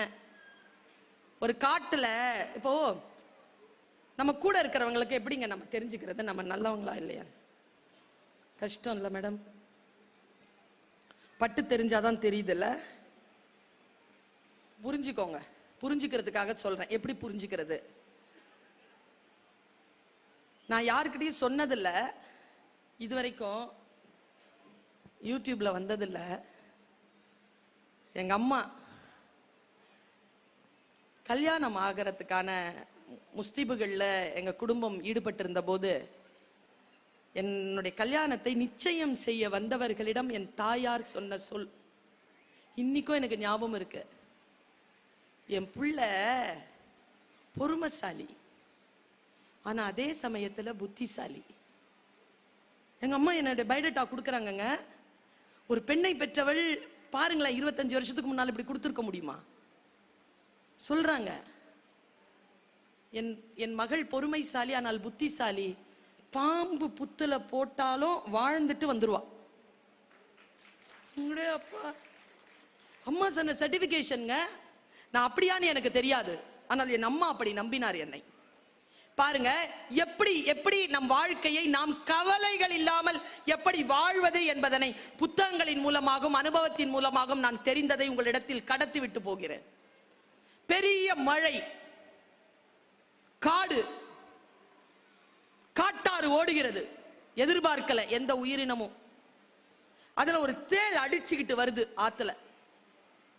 பாறையில பட்டு தெரிச்சு அப்படி நிக்குது, உயிர் போகல. பக்கத்துல பாக்குது, அங்க ஒரு தவளை உட்கார்ந்துட்டு. தவளைக்கு நீந்தவும் தெரியும், நடக்கவும் தெரியும்.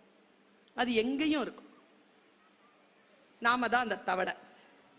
வெள்ளம் வந்தா என்ன, எது வந்தா என்ன, உயிரோடு இருக்கிறோம்ல, சூப்பர் அப்படின்னு நினைக்கிற ஒரு தவளை. அது உட்கார்ந்துட்டு இருக்கும்போது தேள் சொல்லுது, மிஸ்டர் தவளை ஆர் மிஸ் தவளை, என்னை இந்த ஆத்த மட்டும் கடந்து விட்டுரு, இந்த தண்ணி போக்கு எனக்கு ரொம்ப கஷ்டமா இருக்கு.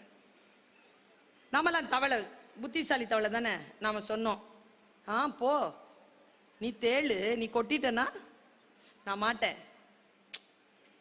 தேள் பாருங்க எப்படி கன்வின்ஸ் பண்ணுச்சு தவளைய. நாமெல்லாம் எவ்வளவு சீக்கிரம் கன்வின்ஸ் ஆகிற ஆளுங்கிறதுக்காக சொல்றேன். நீ என்ன லூசா? நான் ஏன் உன்னை கொட்ட போறேன்? நான் கொட்டினாதான் நானும் செத்துருவேனே. நீ என்னை காப்பாத்தி மட்டும் விட்டுரு, நான் அந்த பக்கமா போயிருவேன். இவ்வளோ ஆபத்துல நான் உன்னை கொட்டுவேனா? நானே உங்ககிட்ட ஹெல்ப் கேட்கிறேன், ப்ளீஸ் அப்படின்ச்சு. நாம கன்வின்ஸ் ஆயிடுவோம்ல. தவளை கன்வின்ஸ் ஆயிடுச்சு சார், முதுகுல ஏறிடுச்சு சார் தேளு. இப்போ ஆத்த கடந்து போயிட்டு இருக்கிறோம். தவளை தவளை ஆகிய நாம் தேளை ஏத்திக்கிட்டு போய்கிட்டு இருக்கிறோம். நடு ஆத்துல தண்ணி தழும்புது. அப்போ தேளு கொடுக்கு எடுக்குது. இப்போ தவளைக்கு பயம். தவளை சமாதானம் பேசுது தேள் கிட்ட, கொட்டிராத, ஜாகிரதையா கூட்டிட்டு போய் விட்டுறேன், எனக்கு நீந்த தெரியும், ப்ளீஸ் ஹோல்ட் யுவர் செல்ஃப், கொட்டாத. அது கொடுக்க எடுத்துருச்சு. 2 அடியில ஆறு கடந்துருச்சுங்க. 2 அடிக்குள்ள கொட்டிருச்சுங்க தலையில டொங்குன்னு. இப்போ தேள் முழுகுது, தவளையும் முழுகுது. நாம இல்ல தான் தவளை. நாம என்ன சொல்லுவோம்? டைலாக்க நான் சொல்லவா?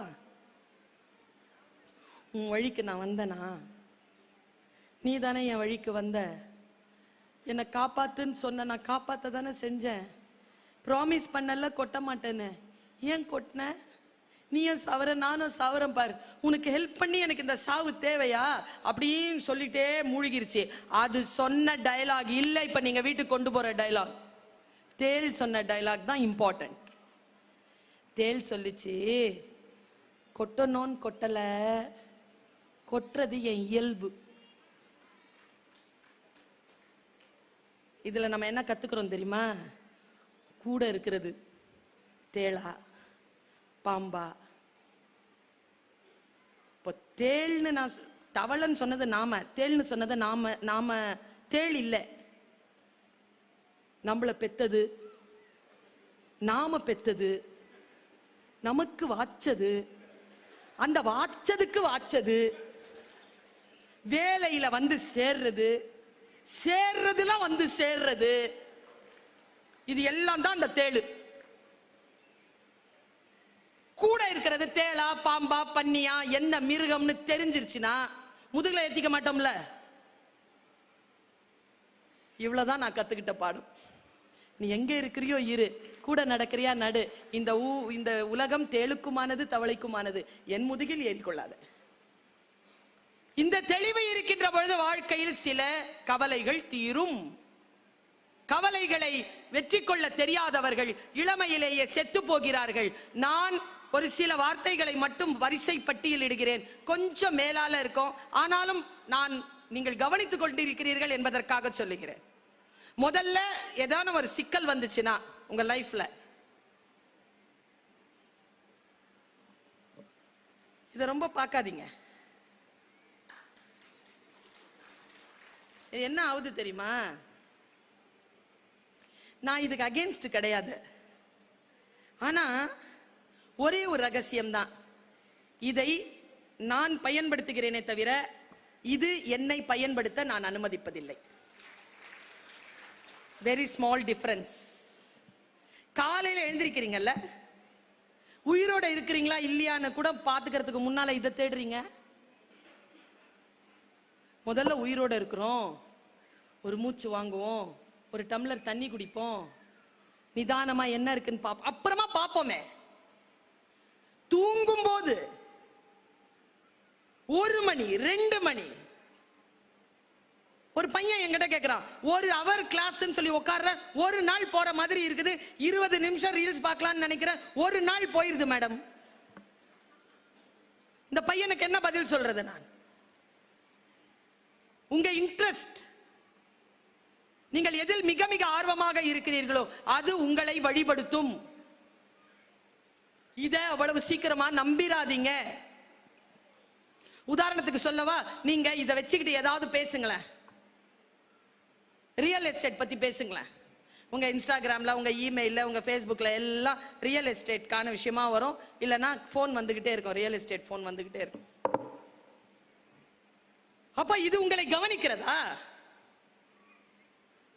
ஆண்கள் கிட்ட நான் நிறைய 4 வருஷமா போராடிட்டேங்க, மேடையில பேசி பேசி.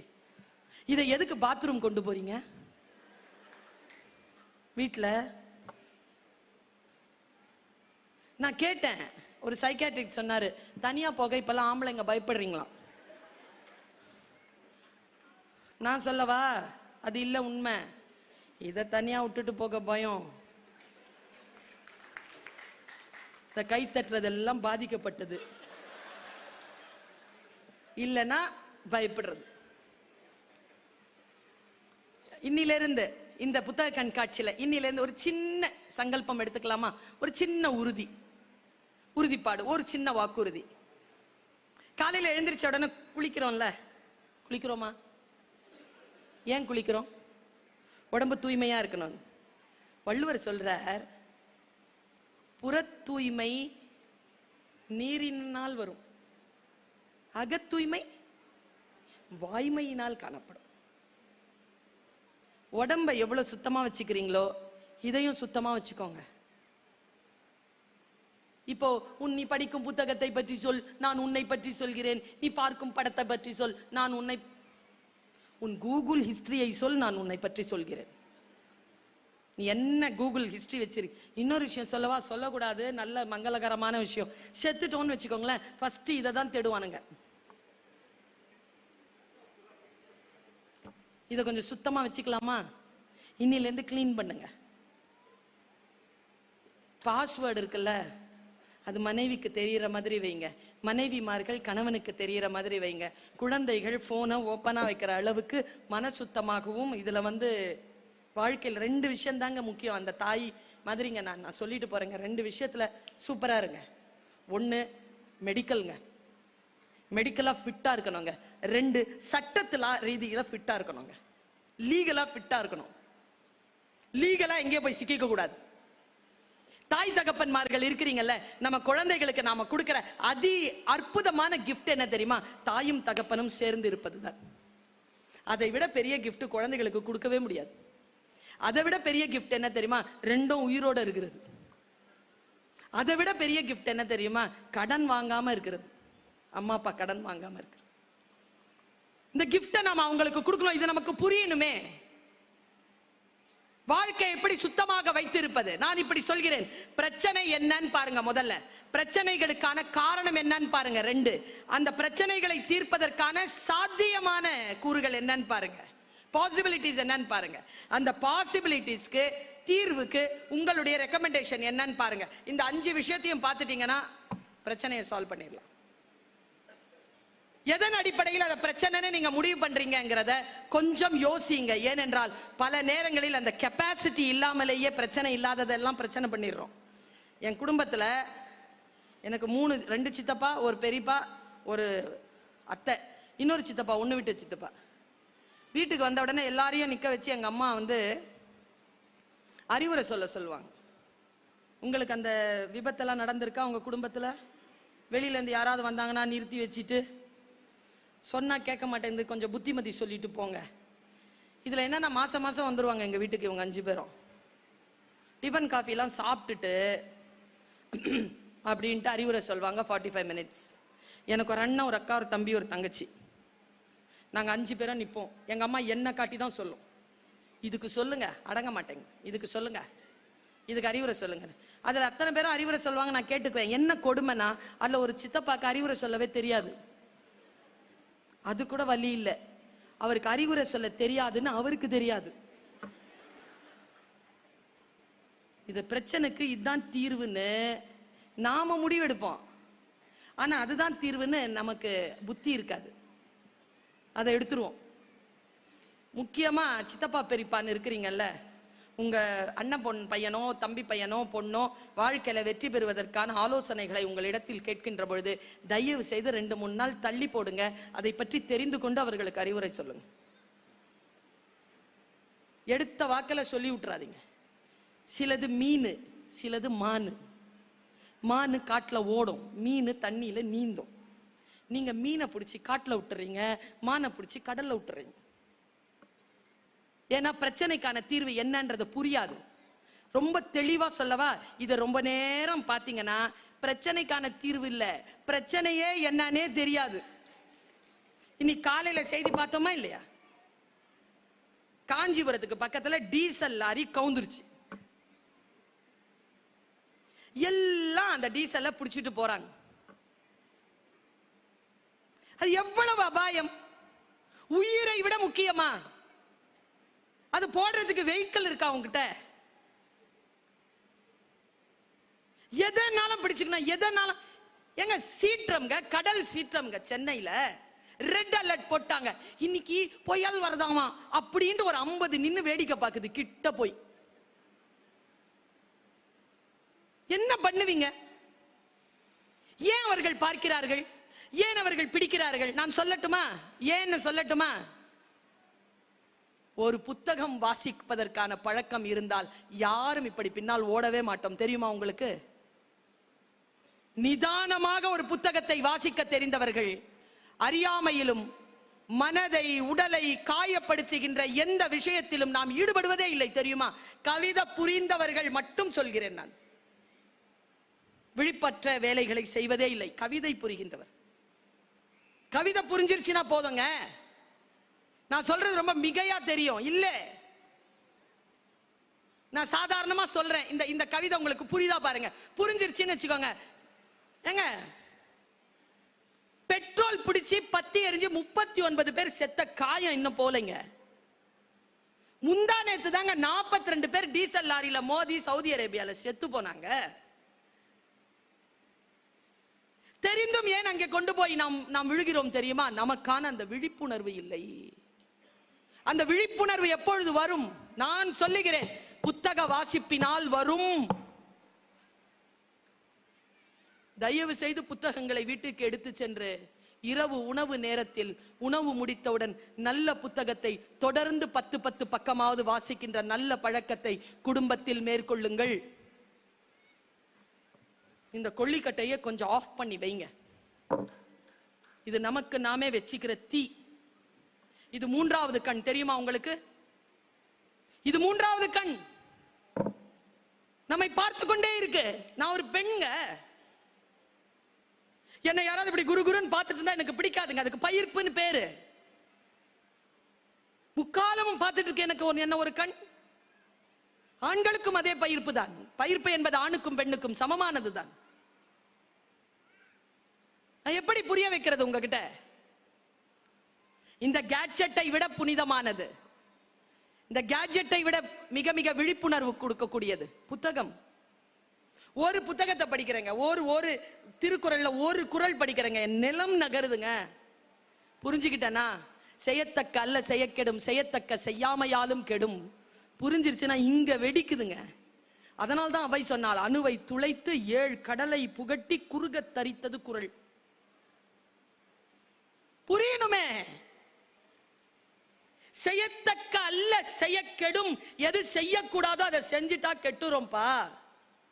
செய்யத்தக்க செய்யாமையாலும் கெடும். எதெல்லாம் செய்யணுமோ அதை செய்யவில்லை என்றாலும் வாழ்க்கை கெட்டு போயிடும்பா. இதை சொல்கிறது குறள். நான் இப்படி சொல்றேங்க, 5 நிமிஷத்துல முடிக்கிறேன் பேச்ச. ஒரு மாதத்திற்கு முன்னால் சென்ற 6ஆம் தேதி அக்டோபர் 6 கனடா நாட்டுக்கு போயிருந்தேன். அந்த இடத்துல புத்தகம் வாசிக்கல. நீங்க எல்லாம் உட்கார்ந்து கேட்கறீங்கல்ல, நான் ஒரு 10-15 வருஷம் வாசிச்ச அனுபவத்தை இந்த 1 மணி நேரத்துல டிட்பிட்ஸா சொல்லி இருக்கேன்ல. நான் வாசித்தது தானே சொல்லி இருக்கிறேன். திருக்குறளில் கவர்னன்ஸ் டொரண்டோ தமிழ் மன்றம் நடத்துது. உலகத்துல இருந்து எல்லா பகுதிகளில் வந்தாங்க, இந்தியாவில இருந்து நான் போறேன். புரோகிராம் முடிஞ்சது, சாப்பாடு டேபிள்ல உட்கார்ந்துருக்கோம். இதே அனுபவம் சாப்பாடு டேபிள்ல எனக்கு 2-3 தடவை நடந்திருக்கு. முன்னால உட்கார்ந்து சாப்பிட்றவங்க இருக்காங்கல்ல, அவங்க போற போக்கில் ஏதோ ஒரு சொல்லுவாங்க. போற போக்கில சொன்னேன். டொரண்டோல இல்ல, அமெரிக்காவில் ஒருத்தர் சொன்னார், 65 வயசு அவருக்கு. அவர் சொன்னார், பர்வீன் நீ சந்திக்கிற மனிதர்களிடத்தில் இதை போய் சொல்லுங்கண்ணா. இந்த உலகத்தில் எதை தொட்டாலும் அதற்கென்று ஒரு விலை இருக்கிறது என்று போய் சொல். எல்லா விலையும் பணத்தோடு தொடர்புடையது அல்ல என்றும் போய் சொல். குழந்தை பெற்றுக் கொள்ள வேண்டுமா, அதற்கு ஒரு விலை. திருமணம் செய்து கொள்ள வேண்டுமா, அதற்கு ஒரு விலை. படிக்க வேண்டுமா, அதற்கு விலை. அதிகாரிகளாக வந்து உட்கார வேண்டுமா, அதற்கு ஒரு விலை. பேச்சாளராக வர வேண்டுமா, அதற்கு ஒரு விலை. உட்கார்ந்து கேட்க வேண்டுமா, அதற்கு ஒரு விலை. விலை கொடுக்காமல் இந்த உலகத்தில் எதுவும் கிடையாது, எதுவும் கிடையாது. வாடகை வீடா விலை, சொந்த வீடா விலை. ஃப்ரிட்ஜ்ல திறந்த உடனே குளிர் தண்ணீர் வேண்டுமா, விலை. வெறும் விலை, வெறும் பொருளால் வராது. You have to give your time, your energy. இது எல்லாம் தான். அடுத்தது சொன்னார், அடுத்தவர்களுக்கு என்ன செய்யணும்னு போட்டுட்டு இருக்கோமே, உனக்கு நீயே என்ன திட்டம் வைத்திருக்கிறாய் என்று ஒவ்வொருவரிடத்திலும் கேள் பருவீன் என்றார் அவர். உங்களுக்கு என்று என்ன திட்டம் வைத்திருக்கிறீர்கள் ஐயா? 60 வயது, இன்னும் 30 ஆண்டுகள் வாழ்வதற்கான உடல் இருக்கிறது. என்ன திட்டம் வைத்திருக்கிறீர்கள் வாழ்வதற்கு? வாழ்க்கை 60 வயதில் முடிந்து போகுமா, 65 வயதில் முடிந்து போகுமா? கிடையாது. வாழ்க்கை வாழ்வதற்கான ஒவ்வொரு வினாடிகளிலும் நமக்கு திட்டம் இருக்க வேண்டும் என்கின்ற ஒரு அற்புதமான செய்தியை நான் ஃபுட் டேபிள்ல எடுக்கிறேன். என்னோடு பேசுற ஒரு ஃபுட் டேபிள்ல எடுக்கிறேன் நான். இவர் சொன்னதுதான் அதை விட பயங்கரமானது. இவர் ஒரு வானவியல் நிபுணர். நல்லா தெரிஞ்சுக்கோங்க. எங்கே போக வேண்டும் என்பதனை முடிவு செய்யுங்கள், எங்கே இருக்க வேண்டும் என்பதனை முடிவு செய்யுங்கள். ஏனென்றால் அந்த இடத்தில் அந்த விஷயங்கள் உங்களை வந்து சேரும். இதோ புத்தக கண்காட்சிக்கு வர வேண்டும், பர்வீன் சுல்தானா பேச்சை கேட்க வேண்டும் என்று முடிவு செய்தீர்கள். உங்களுக்கு சில விஷயங்கள் கிடைத்துக் கொண்டிருக்கிறது, பலருக்கு அந்த விஷயங்கள் இல்லை. அவர்கள் புத்தகம் வாங்கி கொண்டு போய்விட்டார்கள். என்ன யாருக்கு முடிவு செய்தார்களோ, என்ன ப்ரிஃபரன்ஸோ அது அவங்களுக்கு கிடைக்கும், அவ்வளவுதான். What is your preference? என்னுடைய ப்ரிஃபரன்ஸ் என்ன தெரியுமா? நல்ல விஷயங்களை கேட்பது. நல்ல விஷயங்களை கேட்பது என்னுடைய ப்ரிஃபரன்ஸ். நல்ல விஷயங்களை படிப்பது என் ப்ரிஃபரன்ஸ். படித்து இது சரியில்லை என்பதற்காக அந்த புத்தகத்தை தவிர்ப்பது என்னுடைய ப்ரிஃபரன்ஸ். சாலையை கிடக்கின்ற பொழுது தாயின் கையை குழந்தை பிடித்துக் கொள்வது போல் நான் புத்தகங்களின் கரங்களை எப்பொழுதும் பிடித்துக் கொண்டே இருக்கிறேன். என்னை ஆபத்து இல்லாமல் அவை சாலைகளை கடக்க வைக்கின்றன. ஒருவரிடத்தில் எப்படி பேச வேண்டும், எப்படி பேசக்கூடாது, பணிவு என்பது ஆயுதம் என்று என் புத்தகம் சொல்லிக் கொடுத்தது எனக்கு. எத்தனை பேருக்கு தெரியும் இது? நான் வந்த அந்த விஷயத்தை அப்படியே நிறுத்துறேன். இந்த டொரண்டோல நடந்த விஷயத்தை நிறுத்திட்டு நான் இதை சொல்றேன். பணிவு என்பது ஆயுதம். இதோ சின்ன குழந்தைகள் இருக்கிறீங்களே, ஸ்கூல்ல லெட்டர் எழுதுறீங்களாப்பா? லீவ் லெட்டர் எழுதுறீங்களாப்பா? மனப்பாடமா தெரியுமே நமக்கு தான் லெட்டர். சொல்லுங்க, போலீஸ்கார கூட சொல்லலாம். என்ன letter sir? As I am suffering from my brother's marriage, I want you to leave the college for 2 days. ஏதாவது எழுதிடணும். சரி, எழுதிட்டு நீங்க அமைதியா இருங்க, என் தலைமுறை அமைதியா இருங்க. இந்த சின்ன குழந்தைகள் கிட்ட கேட்கிறேன், கீழே என்னப்பா எழுதுவ? Yours truly. நாம என்ன சார் எழுதுவோம்? போயிடுச்சு சார். எவ்வளோ எழுதுறது இல்ல, யுவர்ஸ் ஒபீடியன்ட்லி. என்ன ஈ முன்னால வருமா, ஐ முன்னால வருமான்னு பிரச்சனை. எழுதுறதே இல்ல சார். Truly, faithfully, sincerely. அத டபுள் எல் வருமா, ஒரு எல் வருமான்னு தான் பிரச்சனை. பணிவு என்பது ஆயுதம் தெரியுமா?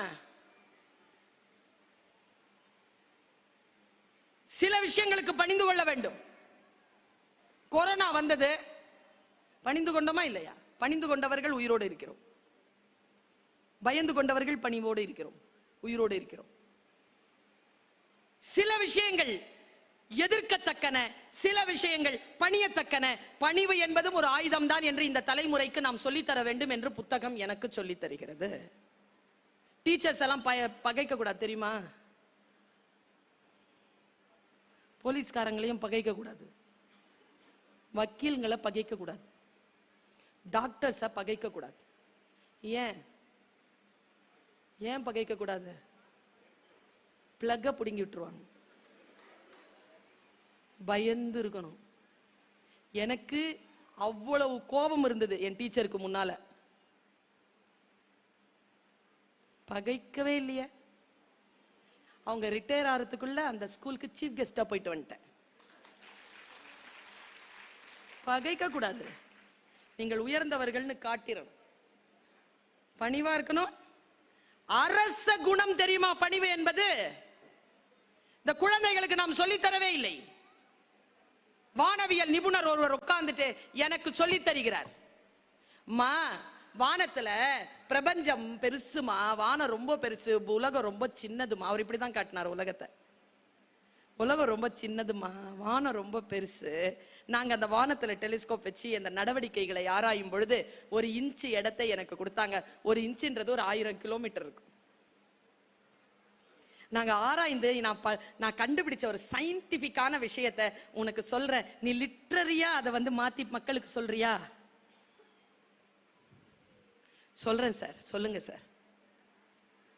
வானத்துல நிறைய நட்சத்திரங்கள் இருக்குமா. நடுவுல கருப்பா ஒரு இடம் இருக்கும். அதுக்கு பிளாக் ஹோல்னு பேரு. Black hole. வானத்துல சில நடவடிக்கைகள் வரும். அப்போ நட்சத்திரங்கள் அந்த பிளாக் ஹோல்குள்ள போயிடும். பிளாக் ஹோல்குள்ள போயிடுச்சுன்னா அது வெளியில வராது. ஏன்னா பிளாக் ஹோல் கிட்ட இருந்து வெளியில எடுக்கிறதுக்கான ஆயுதமோ பயிற்சியோ வானவெளியில யாருக்குமே இல்லை. நான் அதை பார்த்து கொண்டே இருந்தேன். சில கற்கள் பிளாக் ஹோல்ல போயிடுச்சு. அதே கவனிப்பு இருக்கும் பொழுது வானத்தில் வேறு ஒரு சின்ன நடவடிக்கை. அந்த நடவடிக்கைகள் உருண்டு சில நட்சத்திரங்கள் வந்தன. அந்த நட்சத்திரங்கள் அந்த இடத்தில் ஒரு சிறிய அதிர்வை கொடுத்தன. அந்த அதிர்வு கொடுத்தவுடன் பிளாக் ஹோலுக்குள் சென்ற சில நட்சத்திர கற்கள் வெளியேறின.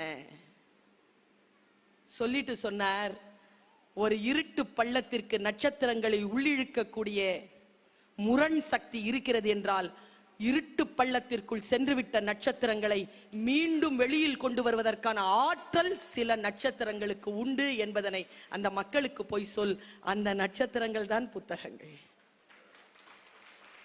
உன்னை இருட்டு பள்ளத்தில் இருந்து வெளியில் கொண்டு வரும் ஆதிமரம் அது. அந்த ஆதிமரத்தில் தான் வேர்களாக அந்த ஆதிமரம் நின்று நமக்கு காய் தருகிறது, கனி தருகிறது, நிழல் தருகிறது. இந்த இயற்கையை காப்பாற்றி உயிர் தன்மையை நமக்கு மேம்படுத்தி கொண்டிருக்கக்கூடிய ஆதி மரம் புத்தகங்கள். இந்த இந்த இந்த புத்தகத்துக்கு அத்தனை பேரை எழுந்து நின்று ஏன் மரியாதை கொடுத்தோம்? ஒரு சிறிய புத்தகத்துக்கு. ஏனென்றால் ஏதோ அதை வாசிக்கின்றவர்கள் இருட்டு பள்ளத்திற்குள் போன நட்சத்திரங்களாக இருந்தவர்கள் வெளியேற்றி விட்டார். ஆகாய வாசம் என்று வேறு பெயர் வைத்திருக்கிறார். வாசித்துதான் பார்ப்போமே. நான் ஒரு விஷயத்தை சொல்லவா? நாம் எல்லோரும் வேட்டைக்காரர்கள் தான். நாம் எல்லோரும் வேட்டைக்காரர்கள் தான். யாரும் இந்த உலகத்தை மேம்படுத்த வேண்டும் என்பதற்காக எல்லாவற்றையும் துறந்தவர்கள் இங்க யாரும் கிடையாது. எவ்வளவு முடிகிறதோ அந்த அளவிற்கு வேட்டையாடி செல்கிறோம்.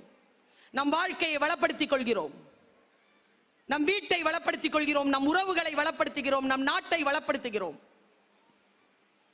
பாருங்க, ஒரு காட்சியை மட்டும் சொல்லி நான் நிறைவு செய்கிறேன். ஒரு காட்சி என் வாழ்க்கையை அதிர வைத்த காட்சி. இந்த புத்தகங்களை காப்பாற்றிக் கொள்ளுங்கள் பெருமக்களே. விருதுநகர்ல வந்து போட்டிருக்காங்கல்ல இந்த புக்ஸ், ஒவ்வொரு புக்கும் ஒரு வாழ்க்கையை காவு கேட்குதுன்னு சொன்னாங்க யாரோ. நான் பதிப்பகம் நடத்தியவள், எனக்கு தெரியும். ஒவ்வொரு பதிப்பாளருக்குமான வேதனை, அது எழுத்தாளருக்கான வேதனை அல்ல.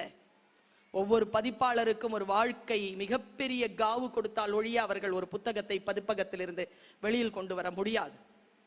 இன்றிலிருந்து ஒன்றை மட்டும் நாடியில் பிடித்து செல்லுங்கள். இலவசமாக எந்த புத்தகத்தையும் வாங்காதீர்கள், காசு கொடுத்து வாங்குங்க. சரஸ்வதி இல்ல, கொஞ்சம் லட்சுமியை செலவு பண்ணுங்க. செலவு பண்ணி அந்த சரஸ்வதியை வீட்டுக்கு கூட்டுருவாங்க. நான் பார்க்கிறேன் ஒரு ஆளினுடைய ஒரு சிறிய இதுல தான் பார்த்தேன். என் பையன் தான் சொல்லுவான், அம்மா உனக்கு மட்டும் நல்ல நல்ல மெசேஜா வருதேம்மா, ஏமா? நான் நல்ல மெசேஜை பார்த்தா நல்ல மெசேஜே வரும், பாடாவதியான மெசேஜ் பார்த்தா பாடாவதியான மெசேஜே வரும். அதான் ரகசியமே. எதை பார்க்குறியோ தொடர்ந்து அது வரும். 10 செகண்ட் தொடர்ந்து எதை பார்க்குறியோ அதுவே வரும். அது முடிவு செய்ய நீ எதை பார்க்கணும்ட்டு. நான் பார்க்க சொல்லுவேன், இது காட்டு என்று நான் சொல்லுவேன். அப்படி நான் பார்த்த ஒரு காட்சி. ஒருத்த அப்படி நடந்து போறான், ஒரு பாறை, அந்த பாறையில் உட்காந்து இந்த மாதிரி இந்த குழந்தை வந்ததுல ஒன்று மரத்தை போத்திக்கிட்டு வந்ததே, அந்த மாதிரி மரத்தை போத்திக்கிட்டு அவன் உட்காந்துட்டான். ஒரு கேமரா ஆன் பண்ணிட்டான். அங்க ஒரு கேமரா, இங்க ஒரு கேமரா. அது ஒரு மரத்தை காட்டுது. அந்த மரத்துல பெரிய பெரிய பறவைகள் வந்து உட்காருது. அப்படியே வந்து உட்கார்ந்த ஒரு பறவை மறுபடியும் எழுந்து போய் ஆத்துல இருந்து ஒரு மீனை எடுத்துட்டு வந்துருச்சு. எடுத்துட்டு வந்து இப்படி உட்காருது. அதுக்கு என்ன ஆச்சுன்னு தெரியல, வாயில இருந்து காலுக்கு கொடுத்துருச்சு. அதுக்கு என்னமோ தோணிருச்சுங்க, இப்படி பாக்குது இந்த மீனை. மறுபடியும் காலிலேயே எடுத்துட்டு போய் நடு ஆத்துல போட்டு வந்துருச்சு. இந்த ஆள் இல்ல, இந்த கேமரா வச்சிருந்தவன், அவன் டக்குன்னு அதை தண்ணிக்குள்ள போட்டான் இந்த கேமராவை. அந்த மீன் என்ன ஆச்சுன்னு நான் பார்த்தேங்க. நீங்களும் போட்டீங்கன்னா வரும்னு நினைக்கிறேன். உள்ள போன அந்த மீன் அப்படி மேல இப்படி உள்ள போயிடுச்சு, சிறல்லுன்னு உள்ள போகுது.